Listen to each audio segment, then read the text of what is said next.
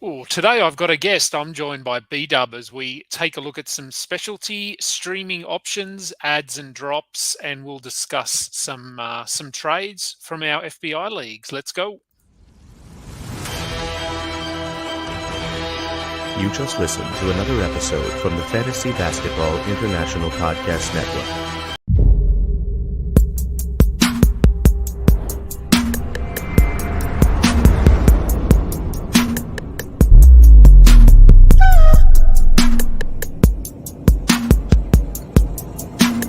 I could bet all of the riches that I ever had. Hello and welcome to another episode of Clutch Time. I have a guest with me today. Lucky to have a guest with me. I haven't had one for a while. Another edition of Transaction Talk, a Fantasy Basketball International presentation. I'm Adam King, your host at AdamKing91 on Twitter. Is where you can find me and all of our content and leagues, which are up and running, going nice and strong now over at fbibasketball.com. So yes, as I said, bdub, welcome back. It's been a little while. I don't know how long. It's been a few weeks, I think. Yeah, it certainly has been a couple of weeks, mate. Maybe even a month since I've jumped on one of these. But I've been enjoying your podcasts in my absence, listening to them religiously, and been enjoying that content, mate. Yeah, no, it's been good. Work's been pretty hectic, and life's been hectic as it has for you. I know you've got more excuses than me, but no, it's good trying to get some regular shows going now. Obviously, with a bit of consistency in the season. So we're going to, as I said, we'll talk about some streaming options. We'll talk about some ads and drops. You've given me a few names that you like as some long-term sort of guys. So maybe more sort of stashy kind of guys, but they are doing, I mean, I've looked at the list obviously, and they are putting up value in their own right, but probably guys you're looking at being more productive moving forward rather than right now, perhaps. But anyway, we'll chat about those guys. Let's bring on my fancy templates here. So yeah, we did on Sunday when I did a show. I did more sort of your streaming guys specifically for Sunday night being the close of the week. Now that we're Tuesday, Wednesday in the middle of the week, I thought we'd look at some streaming options based on categorical need or statistical need. So starting with points, you've maybe seen the list, but not really. So it'll be good to see if you agree with me or think I'm way off track here, which I could be. But looking at a few names for players you could stream in if you need points this week. Top of the list, I mean, I'll run through it fairly quickly and then we'll chat about them. And there will be, obviously, I've grouped some of these categories together. So we've got points and 3-pointers will come up together. And there are going to be some double ups because you've got guys that you can stream for threes and points. First name on the list, Alec Burks with Cade Cunningham. Well, we don't know how long he's out for, but could be the season.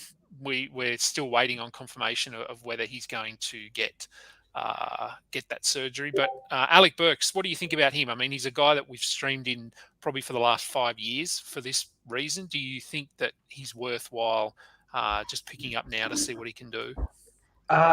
Yes. He's kind of been not a favourite of mine, but he's provided me with sneaky value across a lot of different league types, for the last several years, particularly kind of upon his exit from Utah.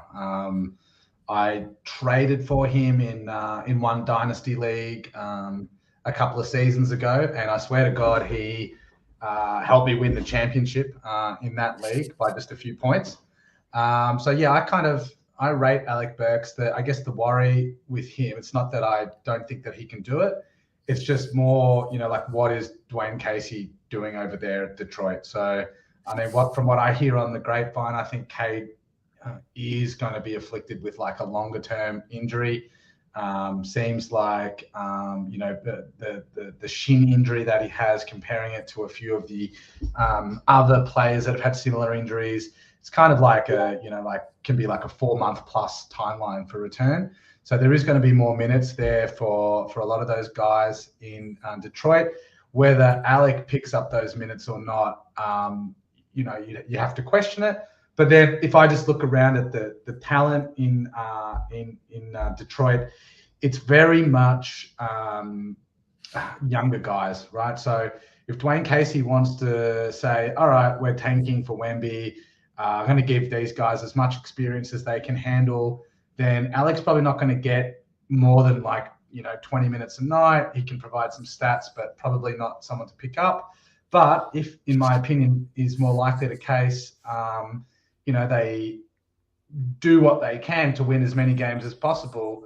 That's kind of like Dwayne Casey's MO. Then, Alec could end up playing a lot more than that, in which case he'd definitely be a pickup. So I'd be willing to take the risk on him.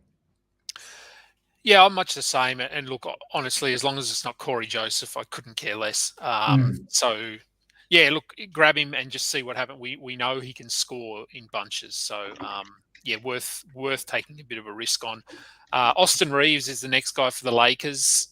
Obviously, the return of LeBron is going to impact this, as well as the increased role for Dennis Schroeder and Thomas Bryant to a lesser degree. But Reeves has been playing pretty well the last 3 to 4 games. I have no idea what he's doing today because I'm not watching today's game, obviously, because we're doing this show. So I don't know what he's doing today, but he's been decent. I added him earlier in the league for streaming purposes, and he did absolutely nothing, so I dropped him straight away. I'm not as high on him just because I don't know. We haven't seen him do it before, whereas someone like Burks we have. So, Reeves I'm not as high on, but could still be worth a look. What are your thoughts on him? Yeah, I tend to agree with you with part of what you said there. I just don't think he's that good of a player just yet. Like, he's a good player, obviously, but he's not really an NBA caliber player. He's only getting run because the Lakers are so ridiculously short-handed. To your point, if LeBron comes back, it takes away all his value. And I think if you're looking at it more of it with a long-term view, I can't see the Lakers not picking up other contributors between now and the end of the season. I think there'll be potentially trades before the trade deadline, and certainly they'll be active on the buyout market. And anyone coming in is just going to push Austin out. So, my philosophy with short-term ads, if it's kind of a tiebreaker between two guys, let's say, a Corey Kispert and an Austin Reeves, for instance, 2 guys on this list, I'm going with the guy that I think has more long-term potential, because if they start firing and they could basically, if they've got a chance to sustain their production, that's more attractive to me. So I think Austin, situationally, he might get, have a few decent games, but I like another Laker on this list much more. Yeah, and having a look at just pulled up the box score for today. Austin Reeves closing in on halftime has 9 points in 14 minutes. And the other guy who we might as well jump to, even though he's further down the list, is Lonnie Walker, I'm assuming. I think he's the only other Laker on the list. He has 13 points in 15 minutes. But in Lonnie Walker fashion, he has 0 other stats: no rebounds, no assists, no steals, no blocks, 1 3-pointer. So really your prototypical points streamer. And yes, I would prefer Lonnie Walker as well, but I can also see his role being sort of minimised a little bit as these other guys get healthy. I don't know whether you think differently in terms of his long-term value. I think Lonnie is basically Malik Monk from last year. He's the guy with some athleticism, the one non-vet that they bring in on a kind of, the guy with not the best reputation, who's probably better than he's been playing on the team he was at previously. And I just think with his athleticism, I think he'll be given as many minutes as he can handle regardless of who else they bring in. So I've actually had Lonnie on a bunch of my teams for the last for about 4 weeks now. It was very tough to hold on to him last week with just 2 games, but I didn't actually drop him anywhere. He was getting a bunch of steals and blocks actually throughout the first part of this season. That's kind of dropped off, and he's reverting back to his mean of getting 0 steals and blocks. But I've a lot more faith in him kind of maintaining a decent level of production than probably anyone else on this list, except for Malik Beasley, probably. Yeah, look, I think a couple of these names we can probably go through reasonably quick. Eric Gordon, I don't think we really need to talk about him. I mean, you pick him up, you hope that he has a good night. Then he's probably going to be out for 2 games. He'll either get you 4 points on like 1 of 10, or he'll get you 20 points on 8 of 9, or something. So very hit or miss.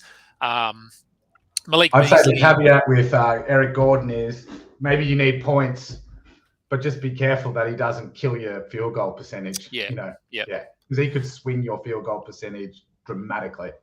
Yeah, he could. Yeah. Malik Beasley, he's looked pretty good for the Jazz. Conley's out for, I don't think it's a long period of time, but he's out for a while. Sexton started and basically did nothing yesterday. Beasley's been shooting the ball really well. So I think he's probably a guy you stream in and you might get a week or 2 weeks value out of him. He'll cool off eventually, but we saw him do this with the Wolves over the last couple of years. So we know that he can be a good producer. Any different thoughts on him? Well, I think he was probably an underrated part of the Gobert trade. Obviously, the focus was on all those draft picks, but I think the stat is that he was the league leader last season in threes attempted per game, and he's obviously shooting at 40-ish%, which is a pretty decent clip. So he's kind of found his role. He's found like a steady role on this Jazz team, and I think as long as he stays there, he's going to give you standard league production. That's for sure. Of course, the only concern with him, although it's a diminishing concern, the better that the Jazz continue to do, is that he just gets traded off somewhere. Now, if that's somewhere like the Lakers, he probably just picks up where he's left off and continues along on his merry way and continues to provide value. But if he gets traded to another kind of deeper competing team, he might get kind of pushed more to that kind of bench role. But yeah, of these players on this list, I think he would be in my top 2 of guys to pick up and potentially hold. Yeah, agreed there. We'll keep moving through this list. We don't want to sort of dwell on names too long. I've got George Niang there, Corey Kispert, and Harrison Barnes are my other 3. Harrison Barnes, I guess you can make a case. He's probably rostered in a lot of leagues already, and he has been better over the last week. So I can sort of see him as being a long-term-ish guy, but not someone that I'm rostering just because he's so inconsistent and he does very little else. And then Niang and Kispert. Kispert's an interesting one, given the Wizards are without Monty Morris at the moment. So I think he's really a short-term guy. And George Niang is, I guess with the Sixers, it's a bit hit or miss. You just throw a dart and hope that you grab someone who's hot. I don't know what he did tonight. I know they beat the Nets. I saw someone saying at one point that he was going off, but they might have been being sarcastic. I think Niang has value while Harden and Maxey are out. He's not gonna kind of win your matchup for you, but decent source of threes, maybe some points. Kispert, I think a younger guy. Haven't really seen him at his full potential yet. He's still developing.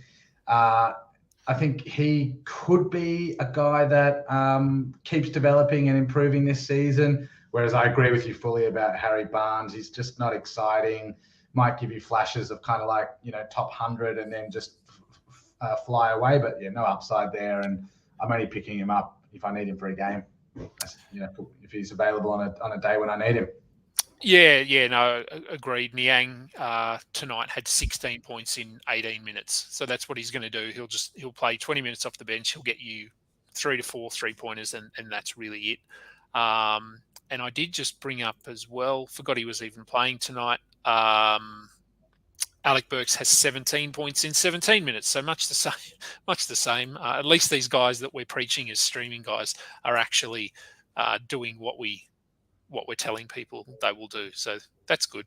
On 3-pointers, a few double ups here, as I said. Corey Kispert, I've got George Niang, Austin Reeves, Eric Gordon can all have value, but then added a few extra guys. Joe Harris, again, I'm not really super excited by what he's done so far this season. Let me just have a look at what he did tonight. I don't recall hearing his name too much. He had 3 points on 1 of 8 shooting. So, yeah, one of these guys, you can grab him, but Seth Curry's there as well. Paddy Mills could get hot at any time. So, not super appealing. Damian Lee has stepped things up a little bit with Chris Paul out. And then I've got a couple of names down the bottom. We can talk about them now, but they are actually on your list to talk about a little bit later, so we don't need to. Any other thoughts there before I go to the next group of guys? Yeah, well, just for those listening along, I think the two that we're referring to are AJ Griffin and Yuta Watanabe. To your point, we'll get to a little bit more analysis on them a little bit later, but 100% both of those guys, particularly Watanabe, can be effectively streamed in for threes at the moment. Yeah. All right. On to rebounds. Few familiar names here, guys that always are really in this discussion for streaming purposes. First one is DeAndre Jordan, although he can probably go now. I did this list this morning, and since then they announced that Jokic would play, and Jokic has played, and DeAndre Jordan has 11 minutes. So let's move over DeAndre Jordan because you can't really stream him in now with Jokic back. Nick Richards is the next guy, probably sort of in that same category as Jalen Duren on this list, as sort of a luxury stash kind of guy who's not getting the minutes that we would hope at the moment, but still putting up value in rebounds and blocks. What are your thoughts on Nick Richards at the moment and sort of looking ahead? Yeah, I quite like Nick Richards as having more value for the kind of at the overall season level than perhaps he's got that level of excitement for. So I guess Hornets, you kind of got a bit of an odd situation where Mason Plumlee thinks he's the center of the team. Clifford's running plays through him and that kind of thing, but he's really just not contributing to winning basketball. I think he's like a -20 on the season or something like that. Whereas you contrast that with Nick Richards, who can do a bit more like pick and roll and a bit more dynamic on the offensive boards and that kind of thing. He's actually, I think he's got a positive plus-minus on the season. So he is actually kind of contributing to winning basketball. And I think that kind of production tends to win out in the long run. So, I mean, I would expect Plumlee's minutes to trend down across the season and for other guys to pick up the slack there. So, I mean, I'm personally hoping it's Mark Williams that picks up that mantle, but it's not looking like that will be the case at the moment. So Nick is the last man standing there. So yeah, I think he's perfectly fine to stream in for boards. He gives you a good field goal percentage as well. But not only that, I think he could kind of maintain a consistent, productive role ongoing. So, he not necessarily just a streamer. And then obviously, if anything were to happen to Mason Plumlee, his value goes through the roof. So, I mean, that's also a kind of a good philosophy or a good thing to keep in mind when you're picking up these streamers. What's the upside? If something does happen to another player on the team. Yeah. No, look, I think that's bang on there. I don't think well, I mean, we probably did expect Plumlee to play more minutes than he should have. And I've added him in a few leagues, and I'm just going to hold him until they realise that he shouldn't be out there and they start playing Nick Richards a bit more. So really, yeah, I mean, if you want to throw him at the back end of your roster, I think Roto leagues, he'd be really good in a Roto league where you can just sit him on your bench. I've got Harrison Barnes next. Again, very unappealing, but does get rebounds simply because he's on the court too much. Jalen Duren, much like Nick Richards, he's a guy that can have some standalone value. Having a look at what he's done today, 4.6 rebounds in 19 minutes with 6 minutes to go. So his production's been a little bit up and down. He's hovering around that sort of 20-minute, 22-minute range. It does, for whatever reason, look like they're going to keep sticking with Marvin Bagley at centre, despite the fact that he looks terrible there. So Duren's a guy, again, I haven't added him anywhere. I'm just monitoring his role to see if it increases at some point. Are you sort of in line with that thinking, or? Yeah, I'm actually got him in some 12-team leagues. It's kind of what I was saying about with Nick Richards, but even more so for Duren, which is you just expect that as time passes, his role becomes bigger and bigger because he's a rookie. He was taken in the lottery. He's got so much, I guess, like hype and respect from other people that were other scouts around the league. There's always this tendency in the NBA to start rookies off with low minutes and then build them up. So I think that he has scope to really expand his role and his minutes as we move forward. So if I'm looking at, say, a pickup for rebounds, and it's between Charles Bassey, or DeAndre Jordan, or Charles Bassey, and then Jalen Duren, I'm just going to take Duren because, if it's a difference between 5 rebounds and 6 rebounds, give me the guy that might actually have a big game and then maintain that role on the team moving forward versus the guy that's definitely not going to do that. So, I just think his upside is huge. And, if you're going to stream people in and there's kind of a line call, you take the guy that has more potential to convert into a long-term ad. Yeah, so I think you touched on someone like Charles Bassey there. I've got him on this list along with Zach Collins, who I think is returning tomorrow. And I mean, they're basically going to cancel each other out. Like I would take Duren over both of these guys just because of his role. Thomas Bryant's an interesting one. I've got him there on the list. He's looked pretty good since he got back. He's still obviously not back to, I guess, where he's going to be long term. He's really only playing sort of 18 minutes a night, which probably isn't enough. And I'd probably even lean Duren over someone like him, despite the fact that he has shown what he can do. I just think Duren's long-term path to minutes is a lot clearer than someone like Thomas Bryant. Are you making any moves with Bryant? Are you considering him or not really? I already picked him up for today's game in one key league that I'm in, and I'm a long-term holder of him in some dynasty leagues, only because of his minimum contract at the moment. But I think he's perpetually underrated. So, like the Lakers basically gave him away to the Wizards. He kind of played well on the Wizards and then was injured. He's kind of looked down on by some fantasy analysts, some real-life basketball analysts. But I find that he tends to crank out pretty reasonable production pretty consistently when he's healthy. And then, you couple that with the Lakers, and they're pretty shallow. I don't trust AD to stay healthy. Even when AD is healthy, Tom Bryant's kind of a perfect pairing for him because he can, shoot a few threes or whatever. I actually quite like Bryant. I wouldn't be surprised if he finishes the year 12-team relevant, honestly. Yeah, look, he could. As I said, he's only been back I think maybe 3 games, and so Yeah. it is hard to get a good read on where they view him. And they are still playing Wenyan Gabriel for some reason. So, yeah, I mean, we'll see. But as you said, he's done it before. He's been productive.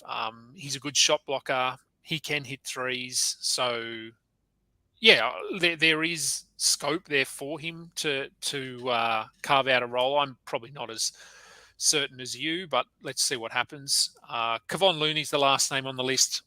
Pretty boring. I mean, his role is assured just because the Warriors are so bad and don't have any other centre options. So he is going to play minutes, and he'll get you pretty much bang on probably 7 or 8 rebounds a game. He'll score efficiently. He might get you some defensive stats. There's basically zero upside, but if you just need to plug in a guy to get you close to double-digit rebounds, he's really a perfect target, I think. Yeah, and then for me, that's kind of like the antithesis of my philosophy when it comes to streaming. It's like, give me the guy with some upside. Yeah. So yeah, Looney's not for me. But yeah, moving on to blocks. Should I run through the list? You can run through the list, sure. All right. So we got Darius Baisley, Drew Eubanks, Jericho Sims, Nick Richards again, Jalen Duran, JaVale McGee, Jeremiah Robinson Earl, and Zach Collins. On that list, who are the ones that entice you the most and why? Yeah, I mean, we've covered a few of these guys, so I won't sort of focus on them too much. Surprisingly, it's actually probably Darius Baisley. And that seems odd to me because he's probably the least... I don't know, if you look at a lot of these guys, if you look at Duran, if you look at McGee, Jericho Sims, they're shot blockers. Like that's almost their calling card or their selling point, is that they're really good shot blockers. I don't think you really associate that with Darius Baisley, but he's been quietly... I mean, he's been injured. He's been out for a week, maybe 2 weeks. But I'm just going to pull up his stats because I have got him in a league where all I need is blocks and steals from him. Is that the league that I'm into? Yeah, I think that's maybe the 5x5 league. So just the five category league. So on the season, I mean, his ranking is he's barely inside the top 200, but he's at 1.4 blocks, 0.8 steals, and over his last, before he went down with injury, he had 3 steals, 2 blocks, 2 steals, 1 block, 1 steal, 1 block, 1 steal, 1 block, 1 block, 3 blocks, 1 block, and he had 3 blocks in his last game. So, yeah, I'm not. I would just run with him as a shot blocker, and I don't know if it lasts. But the fact that Poku is still out, I think, helps him. And what about you? Who would you target there if you needed blocks? Out of these guys, it's probably, well, I guess it would have been Jericho Sims, but I believe Mitch Robinson's on the verge of making a comeback, which will sap up all of his usage or his Mitch Robinson played yesterday, but got injured. So Sims is back. So I don't know if it's a serious thing. I don't know how long he's out, but I know he did get injured. They played all 3 centers yesterday. So, it's a bit of a wait and see there, see what happens with Mitch Robinson. Yeah, well, let's put it this way. If Mitch is in, even if Jericho's still getting time, it's more of a minute share, so it wouldn't attract me as much. I was just having a look through Baisley's stats, and you're right, he's been blocking the hell out of the ball this season. But for me, it's almost certainly Jalen Duran here. I think he has been getting a decent clip when it comes to blocks, and I think there's scope there for a lot of improvement. So I think I'd be picking up Duran in a vacuum, and then I guess monitoring the Portland situation to see what's going on with Nurk, because Drew definitely has been Drew Eubanks, that is, definitely been playing well in his stead. JaVale, I think, has only been really getting about 10 minutes a game. We all know that he can still block a shot or two in that time, but I don't think that trend is great for him. And yeah, I think if Zach Collins is back, he might be the number 2 guy on this list for me. He's been playing. He's been blocking a fair few shots, and Pop seems to like him. So he'll be getting minutes, which is the key to blocks with these guys. Yeah. So look, I just looked up Mitch Robinson. So he only played 13 minutes yesterday because of right knee soreness, and that's the knee that he was out for 2 weeks with that knee sprain. So it wouldn't. I mean, we know that he gets injured a lot, so it wouldn't surprise me if he misses another game or two here, which does help Jericho Sims and Isaiah Hartenstein, who I haven't got on the list, but he's another guy that could benefit there. Okay, looking at assists, not as many names on this list because they're just harder to find. Assists are a really tricky category to try and stream in. But I've got John Wall, TJ McConnell, Alex Caruso, Austin Reeves, Jose Alvarado, and Jordan McLaughlin. I'm not sold on any of these guys. But what about you? Have you got if you had to get assists, who would be your preference? I think I go for No Way Jose and Alex Caruso because you look at all these guys. Maybe you can put John Wall to the side on this comment. But you look at all these guys and like, what are you talking? Like 3, 4, 5 assists per game. They're all capable of getting between 0 and 5 on any given night. But then, with Alex Caruso and Jose Alvarado, they're also going to give you some steals too. So when there is very little difference in the statistics to help you make a decision, that's kind of when you would start to look at the peripheral stats to see if that can break the tiebreaker for you. I know TJ has historically been a great steals guy. I don't think I've seen those coming through at the same clip as last season. And then as I put John Wall to the side, it's kind of because, well, he can get you a decent amount of points as well, but then he's kind of only playing, not all the games. So just like with any of these guys, when I'm, quote unquote streaming people, I do try and, pick up guys that I might keep if they continue to play well. That they could kind of pan into 12-team relevant guys on a more consistent basis. So that's kind of my thought process. Yeah, look, I think with Wall, I think if it was purely assists and nothing else, Wall might be my guy that I would go for, but he just hurts you in so many other areas. So he would boost your assist numbers, but your turnovers would go down, your percentages would go down. So I'd rather get someone, like a Caruso or an Alvarado, who they'll help you in a couple of categories, but won't really destroy you in any one category either. And if we look over to steals, a bit of doubling up here as well. TJ McConnell again, Alex Caruso again, Jose Alvarado again. And then I've got Pat Connaughton, AJ Griffin, Caleb Martin, and Javon Carter. AJ Griffin, we'll talk about him shortly, so I won't worry about him. So that leaves Connaughton, Caleb Martin, and Javon Carter as your steal guys. For me, it's probably Alvarado again, potentially. Caruso, his minutes are a little bit up and down.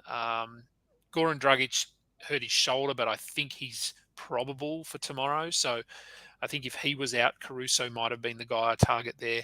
Javon Carter has been really good for the Bucks, but they're almost back to full strength now. They're just waiting on Chris Middleton. Can still have some value as a streamer, but I think his role is just going to slowly reduce here. And Caleb Martin I don't know, he doesn't excite me at all. I know he can get 1 or 2 steals a game, but he's just very boring. So for you, have you got a preference here? Yeah, it's probably AJ Griffin for the commentary we'll provide later. He's cropped up in a couple of these other lists that we've already covered off. So when someone can give me the stat that I'm after, but can also bolster other stats that I'm interested in, or even the stats that I'm not interested in, I think that's the kind of tiebreaker there. I haven't had Caleb Martin on any team ever, but there's been quite a few times this season when I've looked at his stat lines and been like, oh, gee, this guy's like really, he's putting up some good games. And then, Carter, there's two ways to look at it. One, the way that you mentioned, which is he's been performing well in the absence of other better players, which is kind of true.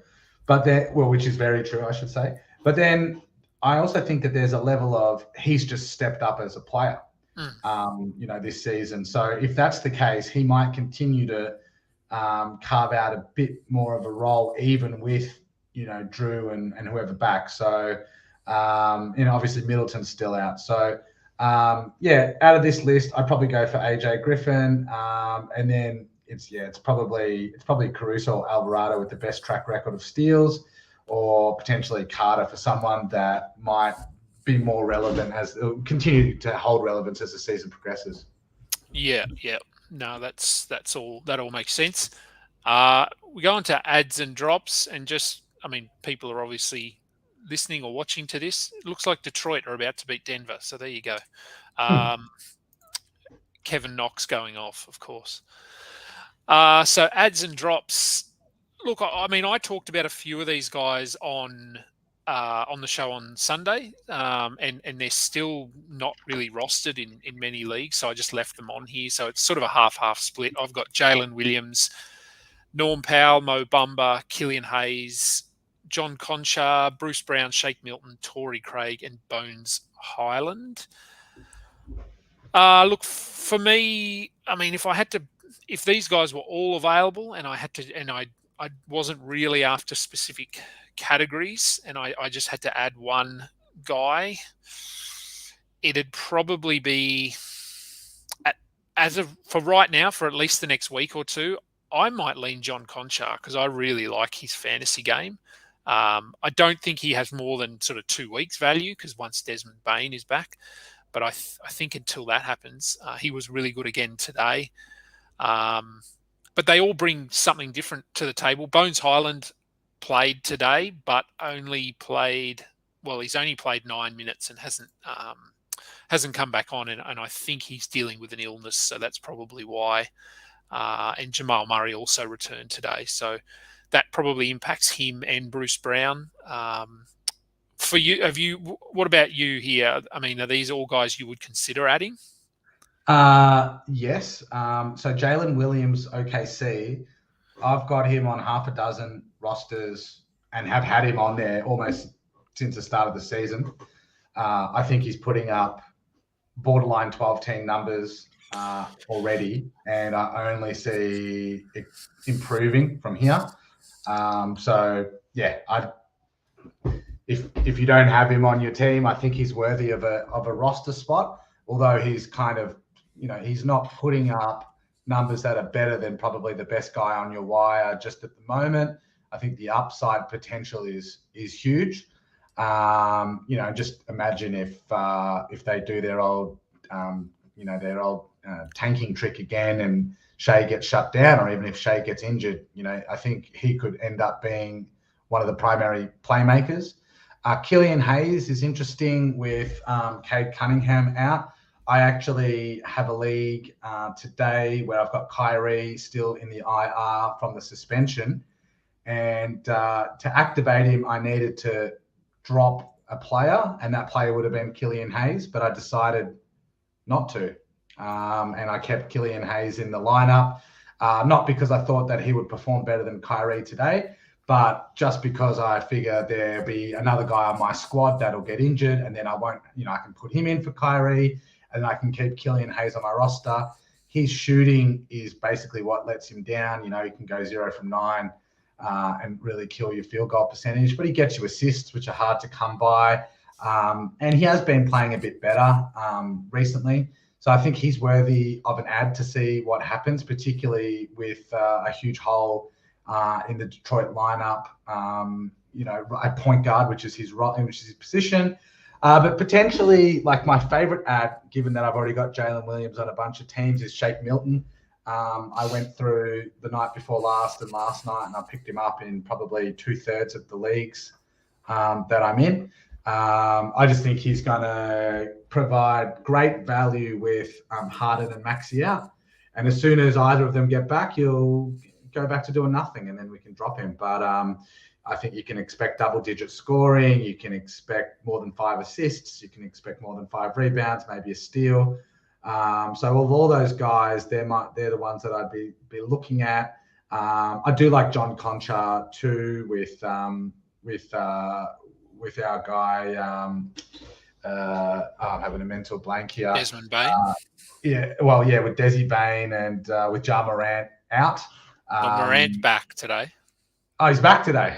Morant played today. Yep. Oof. All right. Well, there you go. You can tell that I haven't looked at the box scores this morning.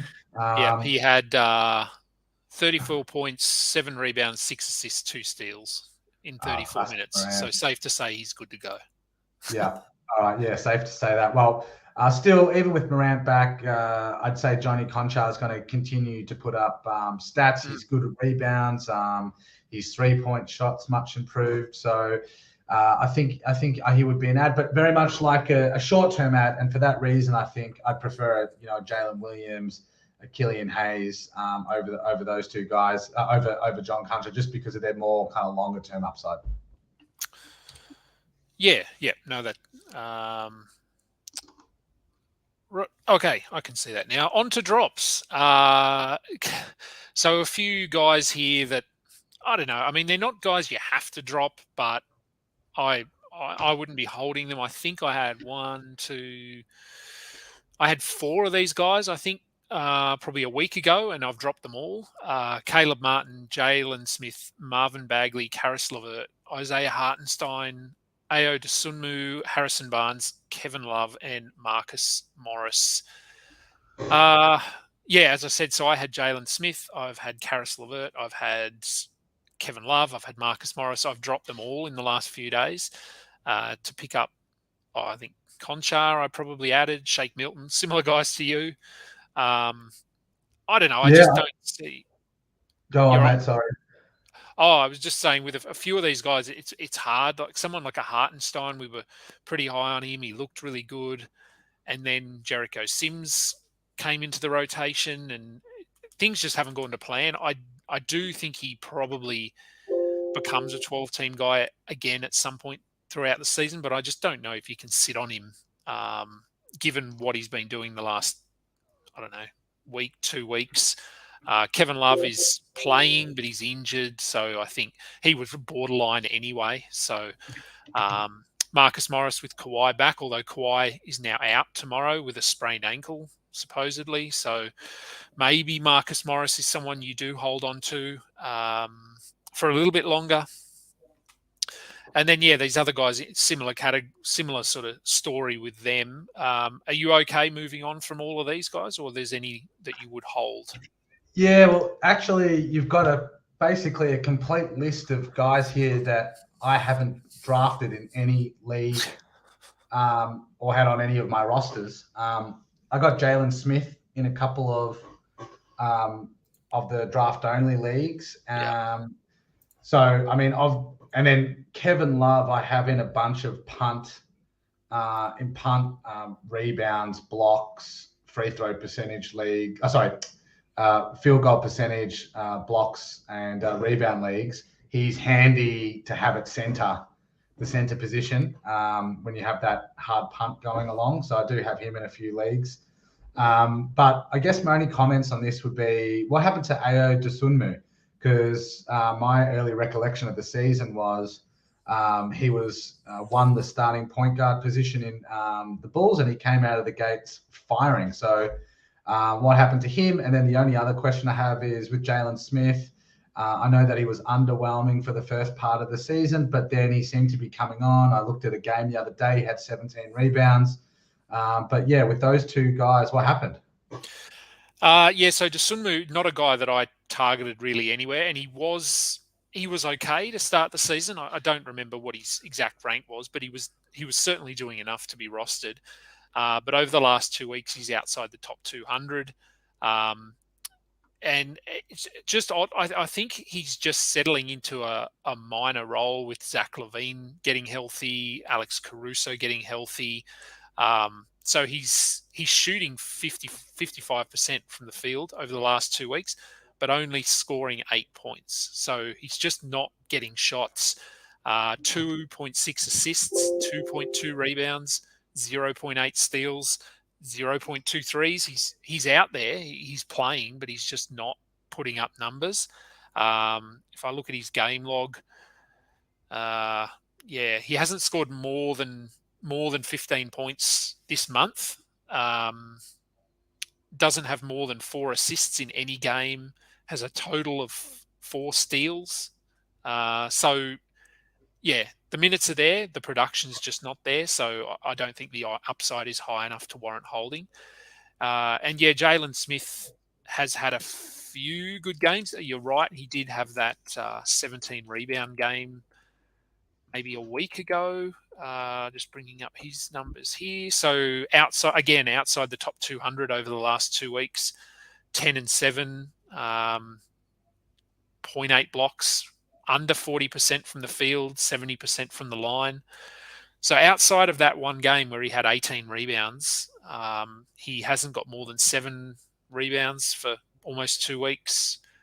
Doesn't really get steals, hasn't got many blocks, shooting the ball poorly, which from your power forward or center position, you generally don't want someone who doesn't hit their baskets at an efficient rate. So for me, I don't think the upside is there, barring a trade of Miles Turner at some point. But we've been talking about a trade for 4 years for Miles Turner, and it just never seems to happen. So I think if you're holding him, same with Isaiah Jackson, if you're holding either of those guys in the hope that Turner gets traded, I'm not sure it happens, because I just saw something popped up somewhere that the Pacers are 1-3 without Miles Turner and 9-3 with Miles Turner. So they're competitive. I think they're a chance to make the playoffs if they push hard. So it really depends on the direction they decide to go. But if they're going to push to try and get into the playoffs, I don't see why they would trade Miles Turner. Yeah. All right. So these are your guys. This is your list that you gave me before we jumped on.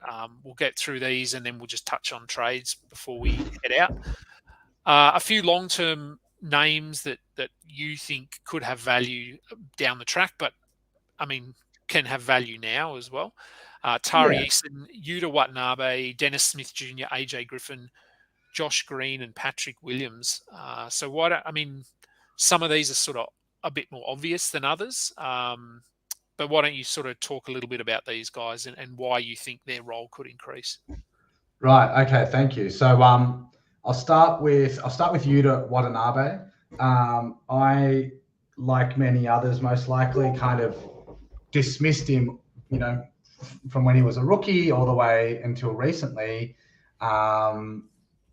Didn't really have wasn't really getting consistent minutes anywhere.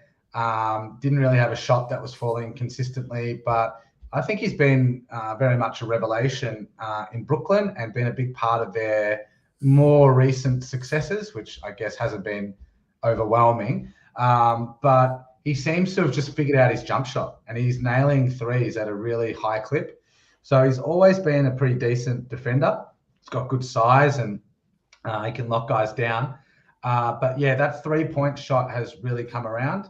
And I think that's exactly what the Nets need, which is an odd thing to say because they're one of the teams with the most shooting in the league. You've got Seth Curry, you've got you've got a variety of guys on that team that are really kind of are good shooters, but they're not necessarily taking the volume of shots that need to be taken. They're not getting in the right position. Joe Harris is the other guy I was trying to think of. And they're not necessarily defending at that high level, whereas Yuta seems to be doing it all at the moment, and he's shooting his threes at an insane volume at the moment. I think I heard a stat last night that he's only missed 1 corner 3 on the season. So I think, certainly for 3-point streaming, but just generally speaking, he's getting a decent amount of points and so on. So I wouldn't be surprised if we see him on a lot of 12-team rosters moving forward. Dennis Smith Jr. has obviously been a revelation this season on the Hornets. His defense has really ratcheted up. It's almost like he's stopped focusing on being the offensive focus of the team, and he's really kind of putting that energy into defense. And he's been playing really well, and I'm quite sure that he's top 50, top 60 guy on the season on a per game basis. I picked him up quite a few different places earlier on in the season, and I've got excellent value from him with Ball being out. I actually dropped him in one or two places recently. In fact, for Shake Milton, as I was alluding to before, in some cases. But LaMelo's out again. He's got the ankle issue again. So even with Rozier back, Dennis Smith Jr. will be getting consistent minutes as long as LaMelo's out. I expect him to continue putting up those fantastic defensive stats. And I don't know, at this point, LaMelo's ankle's feeling a little bit dodgy. It could be one of those situations where he's kind of on again, off again, and mostly off again for an extended period, which is a worry.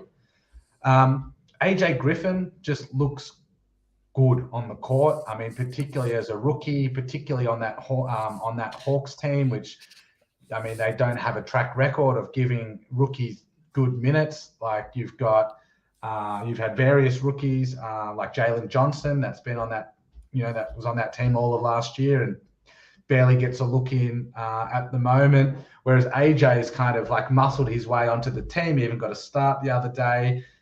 He's got a fantastic athletic profile. And as he kind of settles, finds his NBA feet, I just could see him really popping off and being a very productive fantasy player. Josh Green has been showing a lot this season, mostly on the defensive end. It doesn't necessarily translate into a lot of steals, but he's a really good shooter. His shooting percentage was kind of at around 80% across his first 5 or 6 games. It was really very high.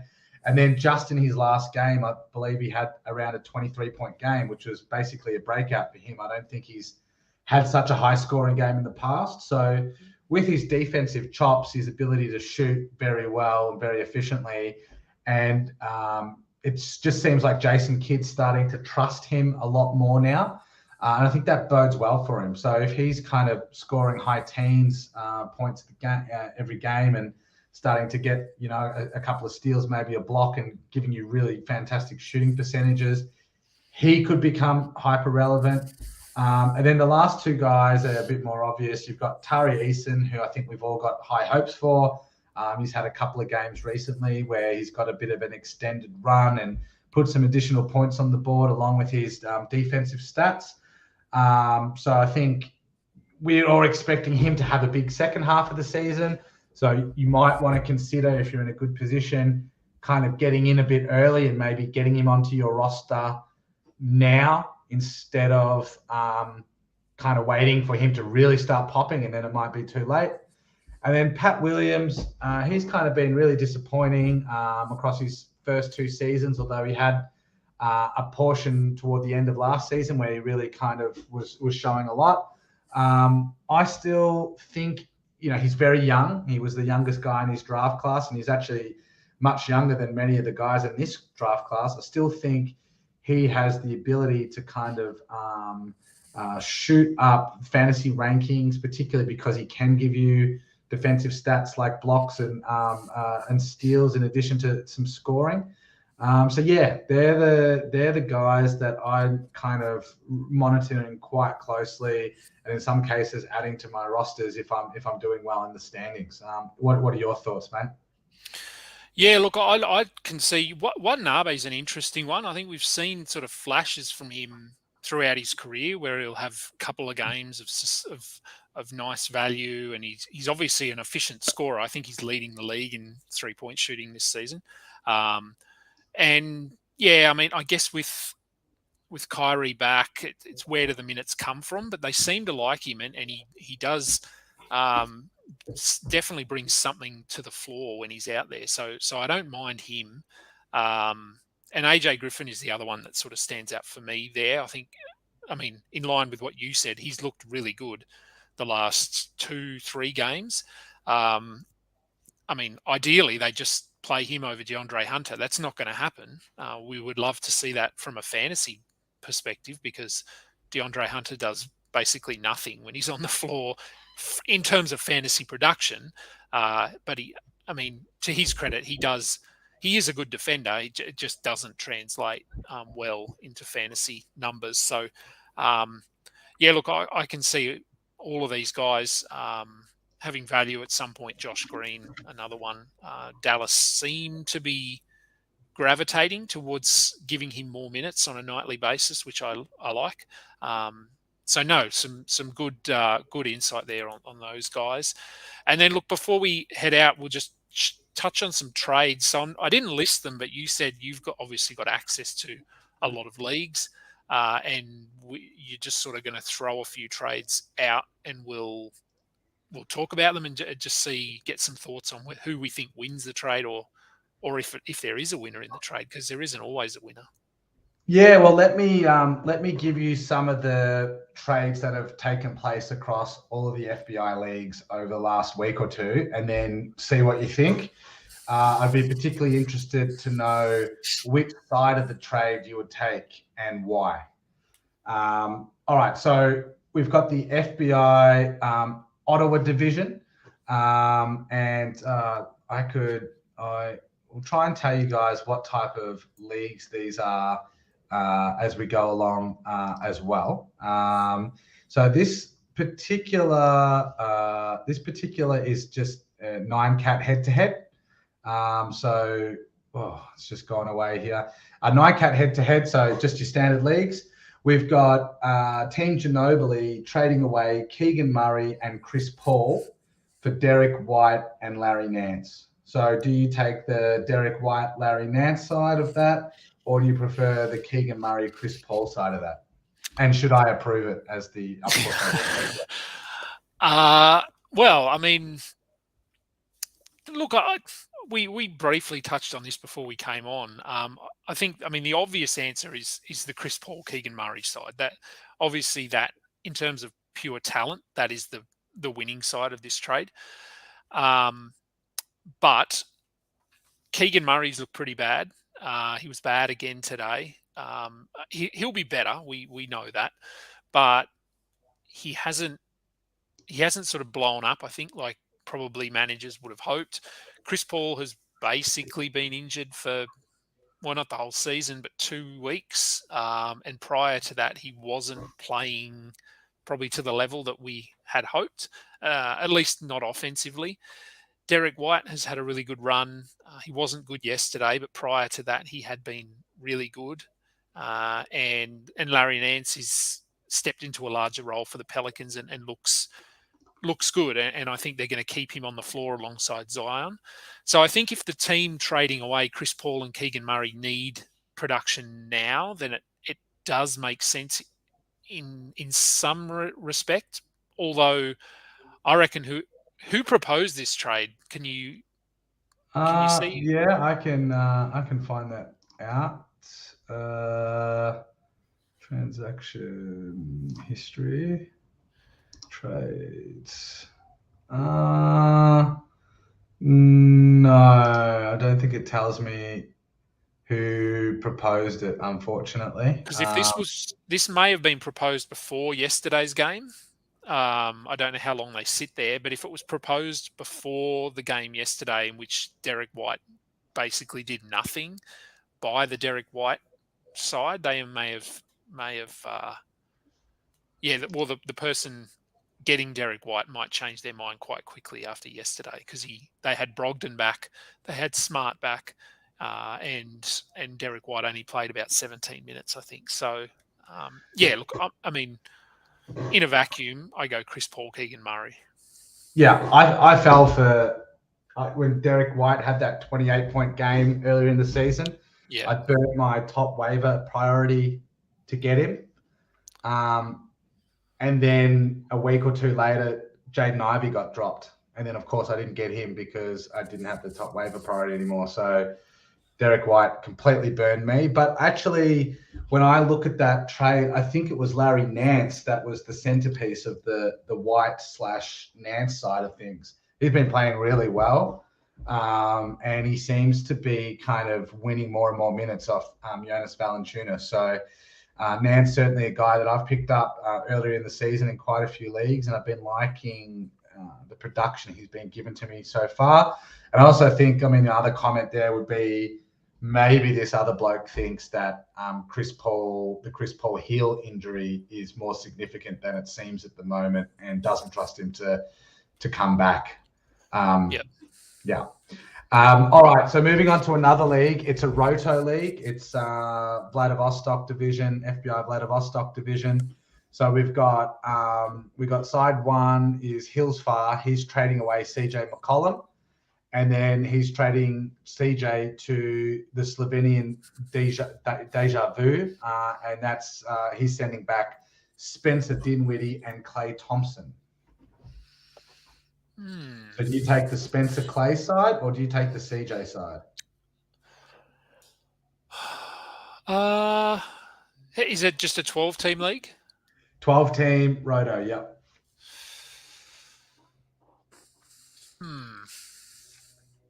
I'd probably... I don't know. That's a hard one. I think McCollum is clearly the best player there in that deal. Historically, I think he is, but I'm not sure if he's been performing better than Spencer on the season today. Yeah, I know Spencer's been good, but he does still hurt. Yes, and Dinwiddie's only top 100 for the season. McCollum's top 60. Klay Thompson, I don't know, he's like 120 or something, 125. Yeah, I don't know. I might take McCollum there. I'm just not super high on Clay this year, and I think Dinwiddie has been good, but I think it's about as good as he can be. I don't think he can be any better than he's been. So I might slightly lead McCollum there in a Roto league. What about you? I would lean McCollum too, just because Spencer tends to have kind of hot and cold spurts, and he seems to have been on a hot one. And CJ, dissimilarly, has kind of been a bit cold. Like he's been getting a lot of assists, but his shot hasn't been falling. So I think there's a lot of room for him to move up or get better. Whereas with Spencer, I think it goes downhill. And then Clay, I just think he's a bit washed. And he gets you some threes and some points. It's not really putting up the defensive stats anymore. And, you clear up a roster spot as the guy getting CJ, and who you're getting off the wire. Probably if you're streaming someone, it's, you're using that spot as a streaming spot. You're probably going to get just as much, if not more value than you would for Clay. So yeah, I go for the CJ side. Yep. I've got 3 trades in head-to-head, in this head-to-head Dubrovnik division, which I think is like a high buy-in league. 3 trades in the last 3 days. So how about we do this one quick fire, and you just tell me which side you would take without going too much into the wires. Spencer Dinwiddie for Ivica Zubac. Ooh, Dinwiddie. All right. Next one, RJ Barrett or Jaden McDaniels. Ooh, that one really comes down to what you need. If you need points, it's clearly Barrett. If you need defense, it's clearly McDaniels. Gotcha. And then there was one more, which was Sengun and Grant Williams for Giddy and Wood. Ooh. What was it? Sengun and Giddy? Sengun and Grant Williams. Oh, for Giddy and Wood. Like, I'll take the Giddy and Wood side there, easy. Yeah, I think so. I think I'd probably go that way as well. All right. Have we got time for any more of these? We can probably do another one, and then I've got to go to another meeting. All right, no worries. Where are we here? Give me an executed trade, please. Notifications. Trade. All right, here we go. Trade accepted. Seattle division head-to-head. All right. Transaction history. All right, what do we got here? All right. We got one trade here. All right, this is an interesting one. And I think your answer is going to be the same. Depends what you need. But Luhinko 777777 is trading away Devin Vassell, and he is receiving from Rock's team Zion Williamson. Oh, I'd go Zion. I just love Zion. But I think, I mean, it does come down to what you need a little bit. Vassell has looked good. I mean, we hyped him up, and he started a little bit slow. I remember he was dropped in a couple of my leagues, and I managed to snap him up pretty quickly. I'd go Zion, I think, just because of the upside, but Vassell is probably a little safer in terms of he doesn't hurt you anywhere, whereas Zion can really hurt your field goal percentage and free throw percentage and 3-pointers. So I would go Zion for the upside, but I could make a case for Vassell as well, I think. Yeah. I tend to agree fully with you on that one too. So I guess that'll do it for Trade Talk today. Yeah. No, that was good. It's sort of nice to have someone else to talk to. Look, I will. We'll hopefully do one of these a week, depending on work commitments. But I think we're good for a Wednesday afternoon. Anything you want to sort of mention about what we're doing, what's happening? It's business as usual, but anything that I'm not aware of? Just mention briefly that the World Cup, the first round of the World Cup is 11 periods long. And I do believe that we are around halfway or just about over halfway through. There'll be a 3-round finals, and then we'll move into stage 2, where the winners of the 24 divisions are redrafting. And then the other thing that I'll mention is that we're also planning a mid-season tournament. So it'll be a completely fresh slate, kind of like the World Cup, but obviously a bit smaller, a bit sharper. More of a knockout tournament than anything else. So we'll launch that probably around just after Christmas, when the World Cup playoffs are kind of when we're in the middle of the World Cup playoffs. So the bulk of people that kind of exit from the World Cup, we'll be able to replace it with this mid-season tournament. So should have a nice prize up for grabs there. Okay, exciting. Well, that'll be good. I'll probably jump in that then. So that will do it. As I said, I've got to head to another meeting. Remember, check out all of the information follow us on Twitter, follow bdub, follow me, jump over to the website, fbibasketball.com.